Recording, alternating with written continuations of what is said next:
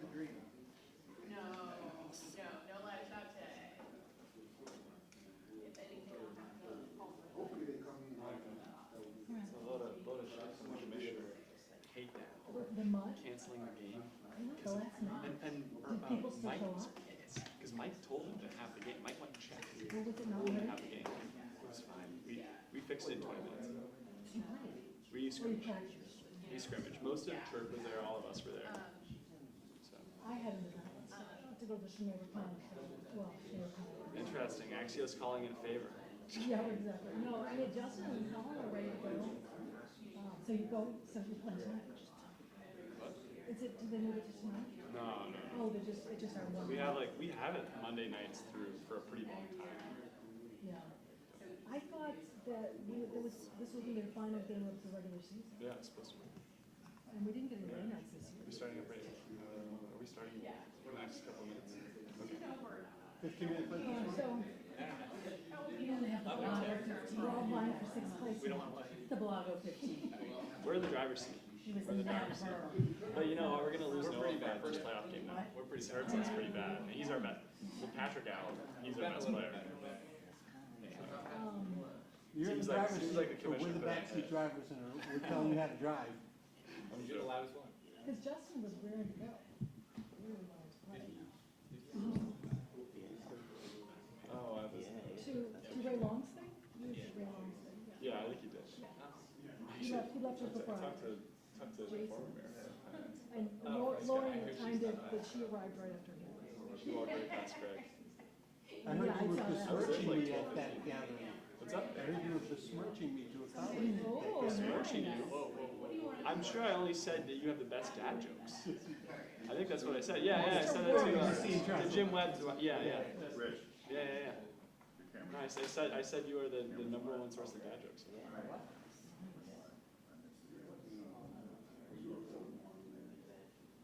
Okay, that's fair enough.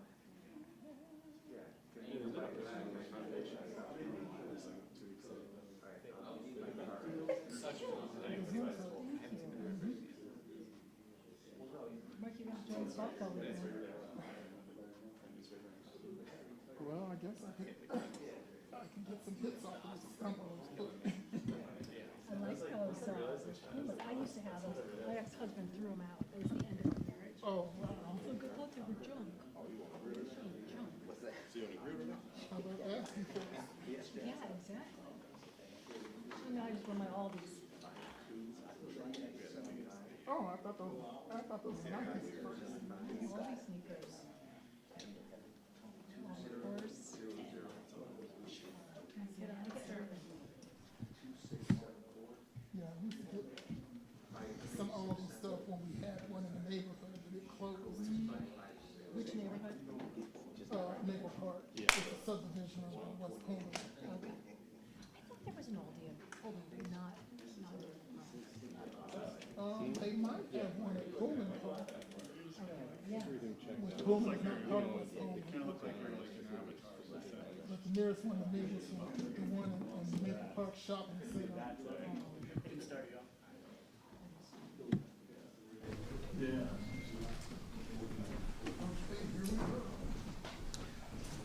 All right, good morning, everyone. I do want to start off again by just offering up my deep condolences to the Sandberg family, to the entire Cubs organization, fans around the world. Ryne was truly an inspiration to all of us. He will be deeply missed, but we will celebrate his life and his incredible contribution to not just to the game of baseball, but to sports fans all over the world. I do have a few short slides, though, that I want to get to today as we continue to work to build the safest, most affordable big city in America. We're going to look at some of the highlights from July, from everything that we've done around housing and addressing homelessness, and then we're going to take a quick look at a recent report, the Council on Criminal Justice, about the national trend and violence reduction. You know, as I've said all along, affordability starts with housing because it is the most expensive part of working in middle-class Chicagoans' budgets. This is from a piece by Monica looking at the share of rent burden units by neighborhood and by race. You can see that our south and west sides are particularly struggling with rent and housing costs, but the issue is widespread throughout our entire city. When you look at the racial breakdown on the bottom left, you'll see that over half of Black residents and almost half of Latino residents are rent burdened, as well as roughly a third of Asian and white residents. So that's why we're working hard to tackle this issue around affordability in this crisis by simply building more units, particularly more affordable units. We made history this month with the groundbreaking of the Jigsabik Affordable Housing Complex on the northwest side, which will create 45 100% affordable units while honoring the rich culture of the contributions of our Native American communities in Chicago. We also broke ground on an important development at the former site of the Robert Taylor Homes in Bronzeville.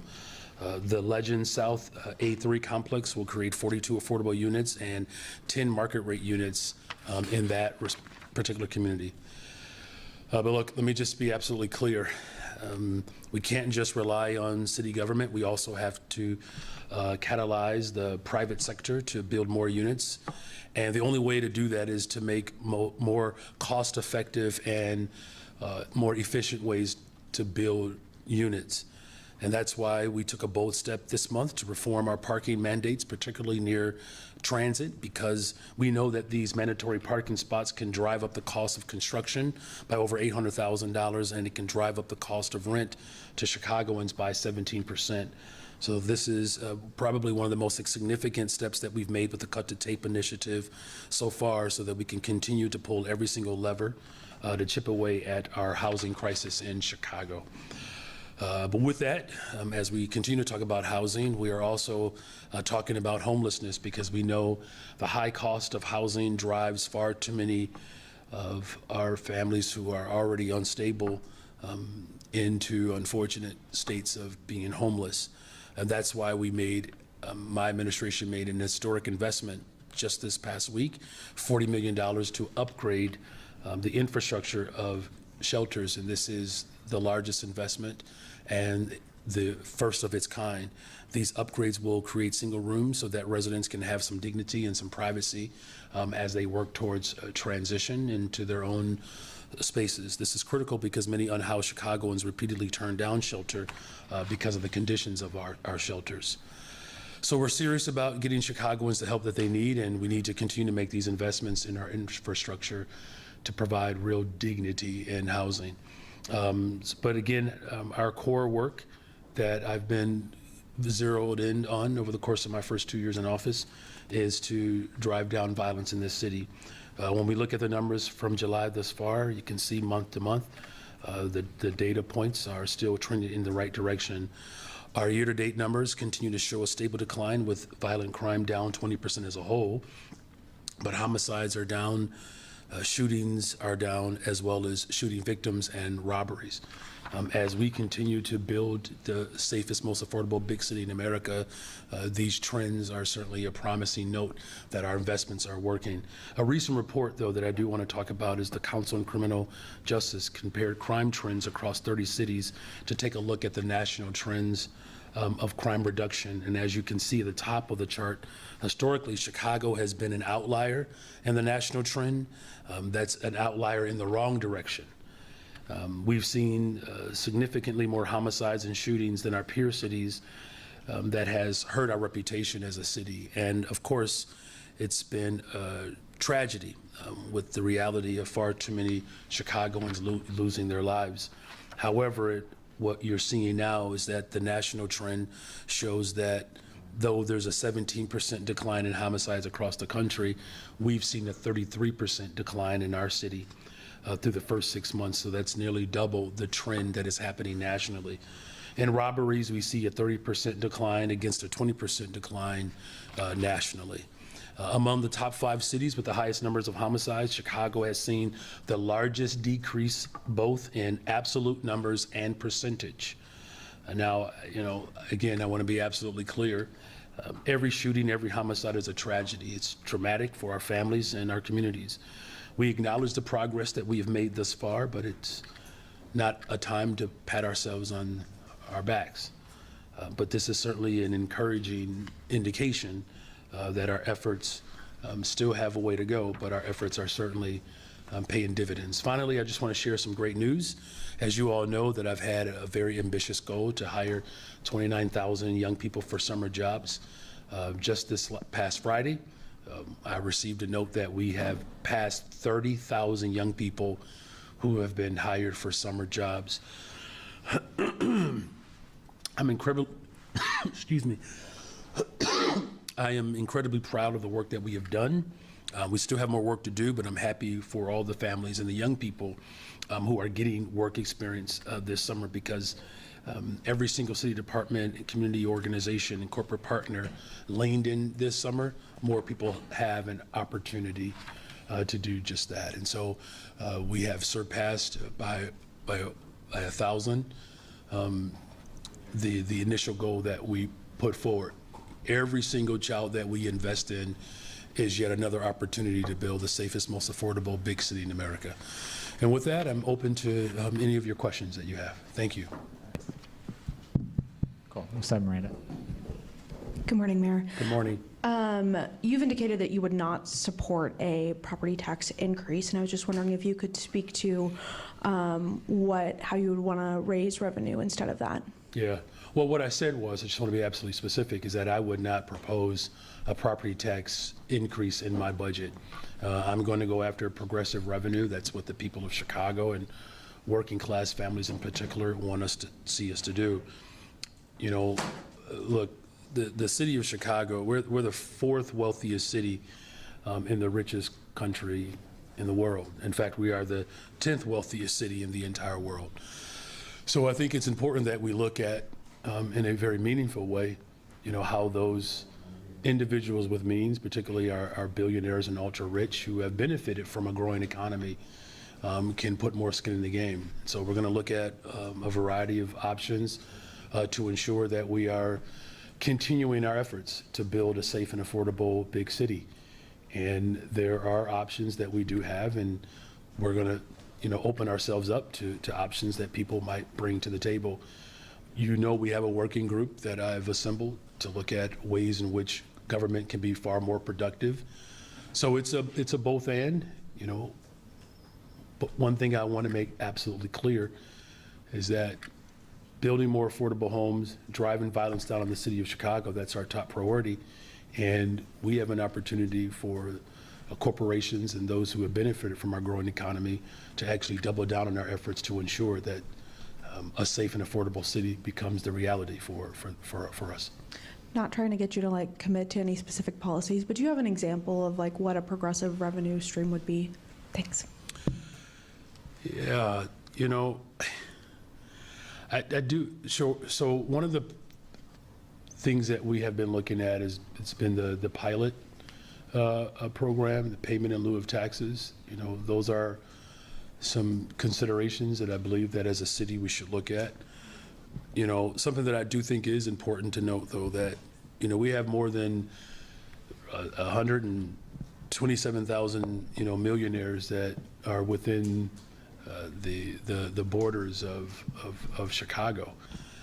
So it's clear that between, you know, the thousands of millionaires as well as at least 25 billionaires, that there's a reason for us to be able to tap into, you know, those individuals and entities with means so that we can continue to see the positive trend of violence going down in the city of Chicago. I believe it's to all of our benefit to ensure that we're doing everything in our power to maintain the investments that we've put forward.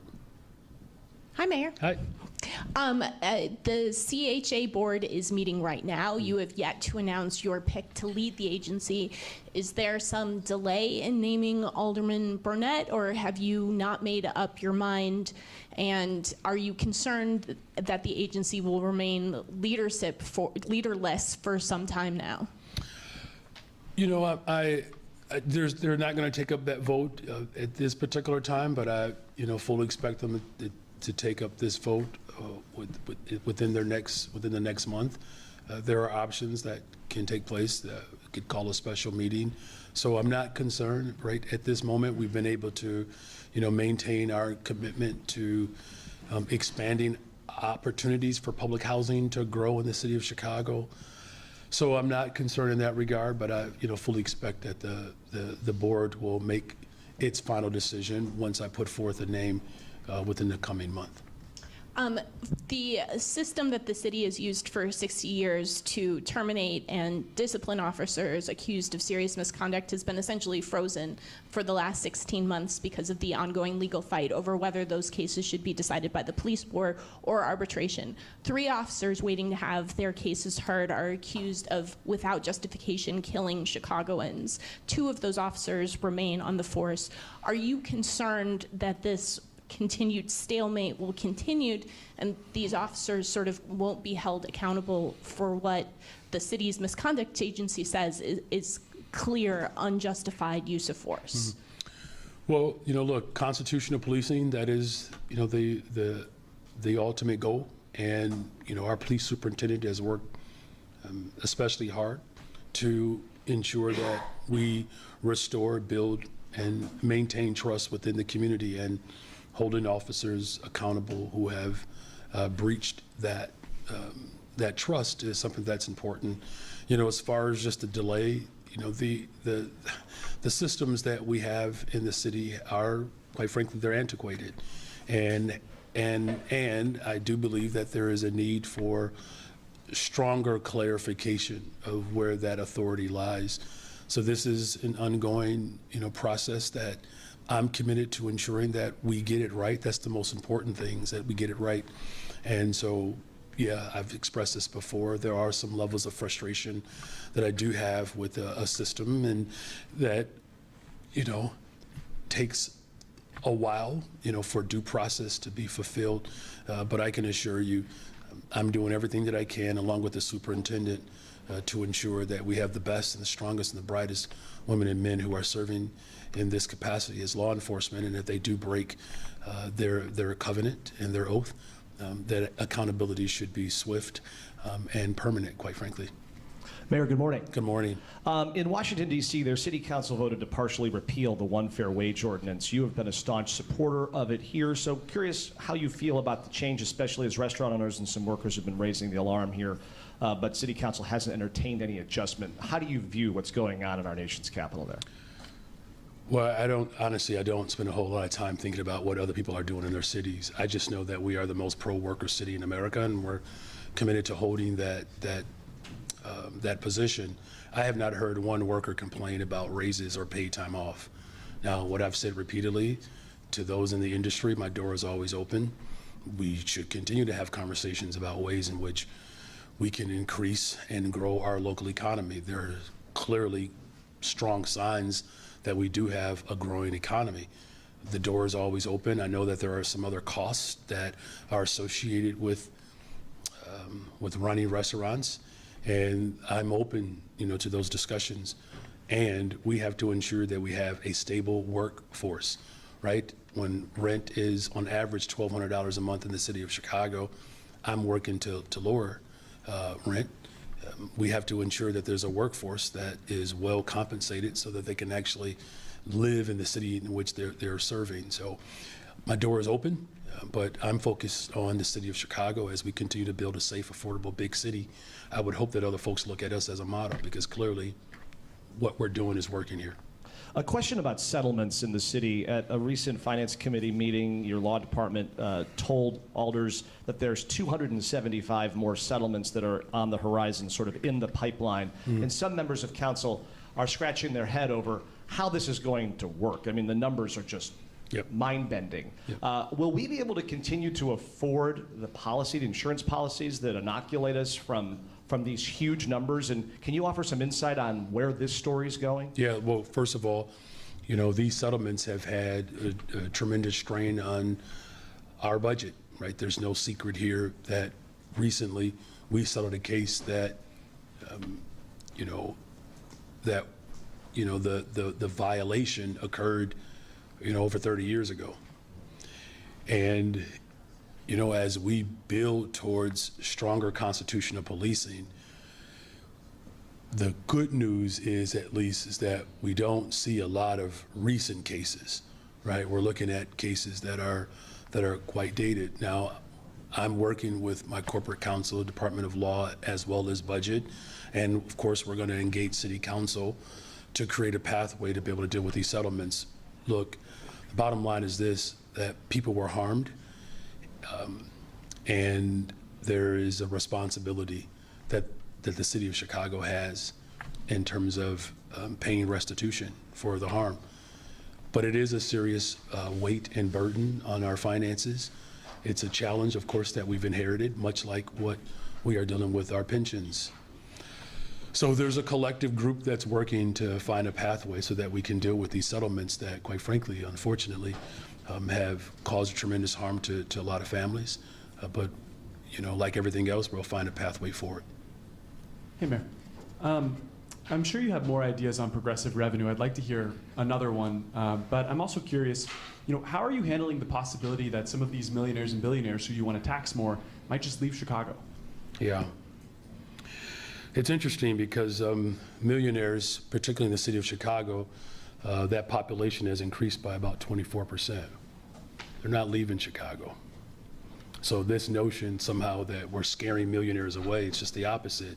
Look at the way our economy is growing. Our airports, particularly O'Hare, continues to break records. Hotel occupancies has reached, you know, numbers that are pre-pandemic. If you look at the revenue streams that we have control over in the city of Chicago, those revenue streams are going strong. What I can tell you is this, not that I know a whole bunch of millionaires, but do you know what they talk about when they do engage with me? They talk about community safety. They don't talk about taxes. Their number one issue is community safety. And as we continue to see the trend move in the positive direction, that allows for our economy to grow. The ultimate goal is to grow the economy. This is not about billionaires versus everyone else. This is about the city of Chicago coming together collectively to build the safest, most affordable big city in America. That's of benefit to our corporations and those with means. So I know that they're committed to programs like CVI. They've actually helped fund them. And when you see the positive work that our community violence intervention workers are doing, particularly within the first 7 months of a newer program that we've instituted, that's what business is. That's what millionaires and billionaires, just like working people, come to me with. How do we continue to drive down violence in the city of Chicago? Because clearly, living in the greatest freaking city in the world is not a burden, but it can be a strain if we don't get a handle on violence. And as we continue to work to get a handle on violence, that's what the interest of millionaires and billionaires have brought to me, and we're going to continue to work collaboratively to see the positive trends move downward. And following up on the CHA appointment that isn't moving forward today, the possible pick, Alderman Walter Burnett, has recommended his son, of course, take his seat in the city council. What do you say to Chicagoans who think it's unfair that an elected official would get to appoint, once again, a child of theirs who doesn't have government work experience? Well, the alderman doesn't have, is not appointing anyone in particular.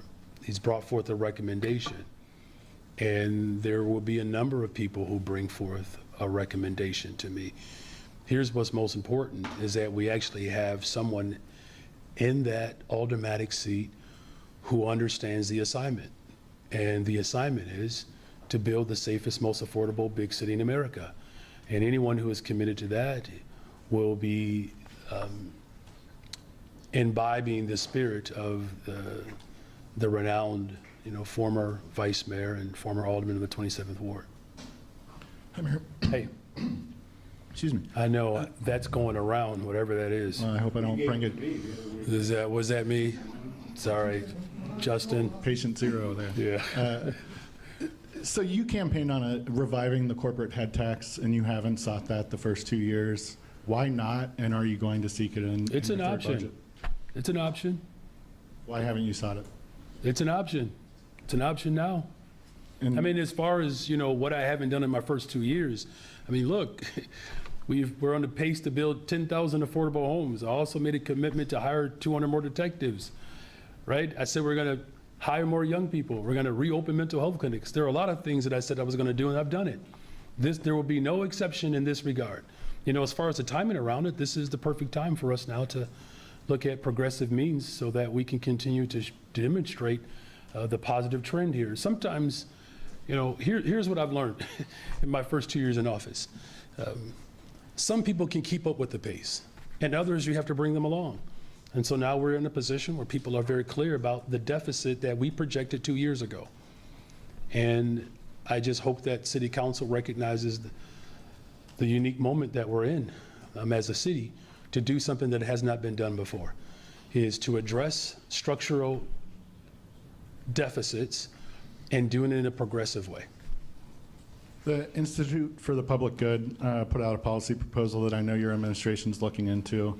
I don't know exactly what you call it, a corporate income tax, I believe is the phrasing they want to use.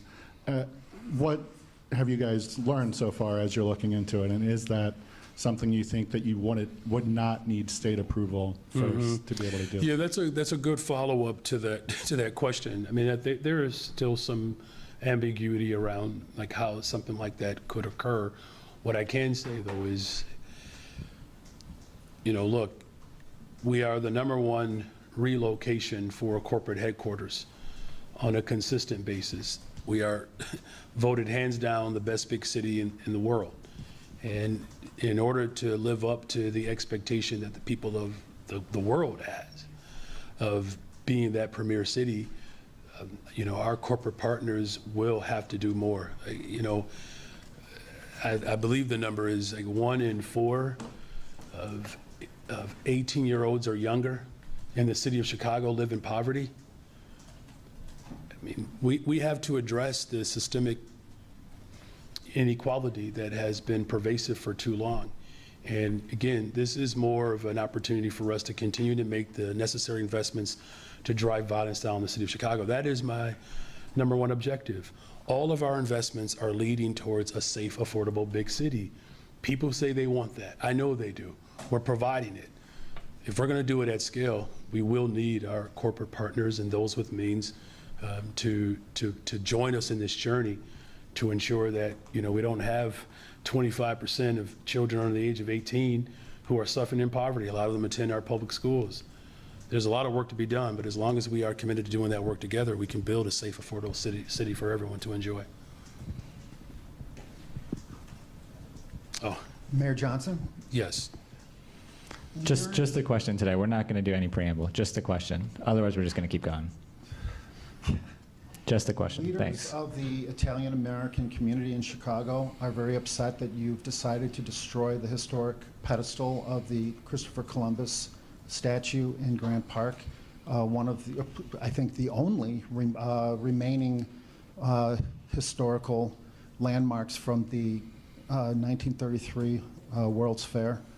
Ron Onesti actually offered to remove the pedestal himself at his own expense. Why would you destroy that pedestal? And is there a reason why you are singling out the Italian-American community for such disrespect? Nothing has been destroyed. Where is the pedestal? Well, your question was around what if it was destroyed, and it was not destroyed. And so we're going to continue to work with the Italian-American community around what is best for this statue. And I know that there are a lot of people that are tethered, you know, to that history, and nothing was destroyed. All right. Well, last week you said that you were going to use the full force of government to stop smoking on the CTA. Many people, hundreds of thousands of people asked me why you wouldn't use the full force of government to remove illegal aliens like Jose Luis. Thank you for the question. Mendoza, Thank you for the question. We got it. Yeah, Thank well, you. I appreciate Thank you. the question. I mean, as far as the city of Chicago is concerned, our local police department does not dub as federal ICE agents. It's just that simple. The Trump administration attempted to sue the city of Chicago, a district court, rebuke that suit because as a welcoming city, in order for us to continue to build a safe, affordable city, the people of Chicago have to have trust in their local law enforcement. And that trust is being built, it's being restored, and I'm going to ensure that that trust moves in a direction that allows for us to continue to have the safest, most affordable big city in America. Thank you very much. Thank you. We'll go to the next one. Thanks. Good morning. Good morning. I know that you already kind of answered this question, but can you be more specific about how you're gonna or will be able to balance the budget? Who are those billionaires that you're talking that you're gonna bring to invest or continue investing in the city? What's the plan? Well, the plan, as I said before, is like we have to ensure that we find more productive means to administer government. I mean, for the last couple of years, I have addressed the structural challenges that we've had in this city for a very long time. We're tackling this issue head on. We've made cost savings where we could. In fact, last year's budget, over $200 million in cost savings. So we're going to continue that effort and that work. That's why this working group has been established. That's also part of the plan, to bring together experts, the business community, philanthropic community, labor, community-based organizations, financial experts, to help devise more structural ways in which we can finally get the budget under control, something that hasn't been done in decades. And the 30,000 plus young people that have jobs, the mental health clinics that have been reopened, the work that we're doing to build more affordable homes. You know, the communities in which have suffered the most, where affordability and cost of living continues to rise, those are the people that we have to be responsible to. That's who I'm responsible to. Those are the people who entrusted a working class man to be able to deliver on high quality government services without, you know, having to put the strain, the balance in the budget on the backs of working people. So the plan, again, of course, is to find progressive revenue. We're going to do that. The plan also, again, is to find structural ways in which we can have cost savings. The other part of the plan is to ensure that we bring all stakeholders together to provide ideas from the business community and the like to help us think about how we move our government into the 21st century. We have saved the taxpayer dollars over the course of these first couple of years, 3% cuts last year across the board. So we're clearly rolling up our sleeves. I am not going to be intimidated by this moment, but it's going to take all of us to ensure that we build the safest, most affordable big city in America. And the way you do that is you have to invest in people. Also this weekend, there are going to be a couple of festivals in Chicago, including Lollapalooza. There's also still a fear in the immigrant community about possible targets for ICE raids in cultural events, and one of these festivals is Fiscal in Pilsen. Is the city ready, and especially to avoid what happened on June 4th? We are ready. We are ready. We are a welcoming city. We're going to hold firm to our position. As I said earlier, the Trump administration attempted to sue my city. We pushed back, obviously, and we won that lawsuit. Every single thing that this administration has attempted to do to bring division and fear in our city, we continue to fight back. Now, that fear and anxiety is real. I was just with Senator Villanueva and Alderman Sigcho Lopez walking the blocks in their communities, particularly after the white supremacist attack on those communities with the swastika and the hate crime, essentially, that was moved about in those neighborhoods. And I talked to some of the business owners there, and people are afraid to go out and go grocery shopping. And so right now we are planning events, public events, where we can all go out and grocery shop together and show solidarity with our immigrant community. Our immigrants play an incredible role in the soul of Chicago, and as mayor of the city of Chicago, I'm going to continue to stand firm to protect undocumented families, immigrant families, because they play a crucial role in who we are in the culture of our city. Mayor, I just wanted to clarify or make sure I heard Justin's question on the corporate head tax. Is that? It's on the table. Everything has to be on the table. Everything has to be on the table. And what about those who say that it's a job killer? Well, you know, look, the job killers right now are the situations that continue to not speak to addressing violence. Again, when corporate leaders come to me, you know the number one issue they talk about is safety. That's what they talk about. They don't talk about job killing. They don't have those conversations with me. And with a 32% reduction in homicides, 38% reduction in shootings and shooting victims, robberies are going down, particularly in the very areas in which our business district helps move our economy. That's what they're concerned about.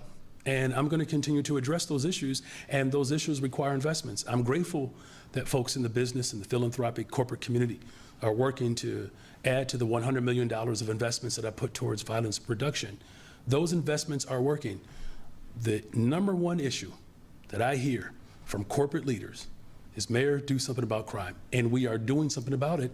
And in order for us to continue to drive violence down to a greater extent, we're going to need them to partner with us. And I'm confident, though, that we will be able to have substantive conversations that allow for us to find more productive ways in which we can administer government, but also have progressive revenue so that we can continue to make the investments that are working.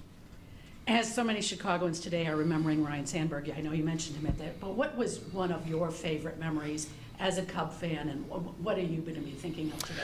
Yeah, again, for those of us especially who, lived through the 80s and 90s, those are some very emotional moments as a Cubs fan. And, I can recall I believe it was the 3-homer game, I believe against the Phillies. But one of the things that really stood out to me about Ryno is that at the height of his career, he had a chance to live out, probably one of the most significant contracts at that time, and decided to forego the completion of that contract. And it really spoke to his love for the game of baseball. And, look, I do believe that people who work should be paid well, but, I'll never forget just that decision for him to walk away from the game when he could have just cashed that check in and could have had, again, one of the most significant, payouts, but decided to forego that. It's a remarkable testament to who he was as a human being, more than just a baseball player, but a remarkable human being. He will be loved and deeply missed. And, I know there's a number 23 on the west side of Chicago, with Michael Jordan, but number 23 on the north side, Ryno, that's a number to behold as well. Good morning, Mr. Mayor. Good morning. The Trump administration, Trump has issued an EO to make it easier to institutionalize unhoused people. Do you agree with it? And if not, how would Chicago fight it? Could you repeat that question? In his executive order to do what? To make it easier to institutionalize unhoused people. Institutionalize them? Yes. You mean to incarcerate them? It's not jail, but take them if they seem to need treatment, whether forcibly or voluntarily. Well, look, I've made critical investments within our Department of Family Support Services to work in a strategic and a sensitive, thoughtful way of how we treat those who are unhoused, some of whom have severe mental health issues. So, my approach is what we have done, as we have worked to work within these encampments around the city to find services and support for these individuals. I believe that the best way in which we go about doing that is to help move people along and convince them that these are the services that are beneficial for them. That's my approach. I think anything that you do to force something on someone, you're certainly not setting them up for success. Another EO he signed would make it easier to expand data centers. Data centers have been blamed for an increase in people's ComEd bills this month, and the major grid operator for Illinois says those will go up again next year, again driven by the demands of data centers. Chicago's got more than 160. Should we be looking at maybe not expanding them so fast? Maybe. Yeah, look, I can tell you that the number of families who are struggling and living in debt is quite severe. As I mentioned earlier, the number of families who have children and are living in poverty are quite severe. We know that medical debt is one of the greatest drivers of harm of working families. That's why my position is that we should be doing everything in our power to make health care a guaranteed right. The piece of legislation that he just signed, as you know, is going to take food away from individuals. It's going to take medicine away from individuals. We're talking about, millions of people just in the city of Chicago alone that will be harmed by these policies. So in terms of what we do in the city of Chicago, the state of Illinois, this is why I believe this is a critical moment for Democrats who, have an opportunity to demonstrate further our commitment to working people, but it's very disconcerting that this administration is moving wealth concentration into the hands of the few, and he's paying for those tax cuts to the ultra-rich by taking services and critical life-serving means away from everyday people. Morning. Good morning. So something new on Walter Burnett's now stalled quest for CHA CEO. The Deep South Press Corps' cauldron of sources say that about some $100,000 was spent on a search for a permanent CHA CEO, and that his name did not appear on the short list, although everybody agrees that he did apply for the job. So can you sort out what's going on there, and did that have an effect? Yeah, well, there was that's a good question. We did have a search that went beyond the city of Chicago. Alderman Burnett applied, and he is one of at least 2 other people that have been recommended to me by the board. But we're told that his name did not appear on a short list. So What short list? we were told there was a list of candidates, and that his name wasn't on. Okay, So his name is his name did appear. His name is on it, right? Because it's one of 2 other names that have been sent to me for consideration. Okay. Now that the public safety concerns among undocumented have hit close to home, as well as voice is coming and going, as well as national security concerns have hit close to home with that ammunition and whatever found on the low end at that apartment building populated by nationals, foreign nationals. The question now is, what is the city doing, or what can the city do to balance protecting undocumented as well as citizens under the Alien Enemies Act of 1798? And at the I think I got the question. So look, I speak with the superintendent every single day. We have regular check-ins throughout the week. Our Chief DeVries, who provides me updates on a regular basis of the incoming information that we have that could be of a threat to our security here. And, we work in this regard, with the federal government to ensure that any threat, or even what is seemingly a threat, that we take it seriously. And the city is as prepared as we have ever been to deal with forces that would want to terrorize us and impact our way of life. But Chief DeVries, balancing with the welcoming. Yes.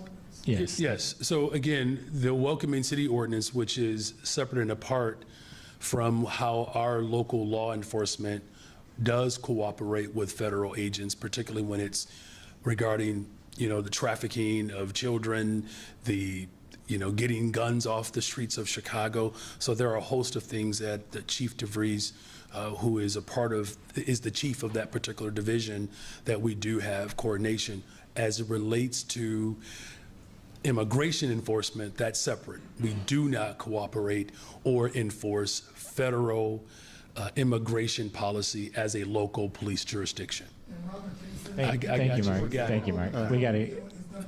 Thanks, Mark. We got to keep going. Go ahead, Craig. Mayor, you were talking about the 2 main things. You want to keep the city safe. You want to grow the economy. When we look around the city recently, saw 2 cranes up.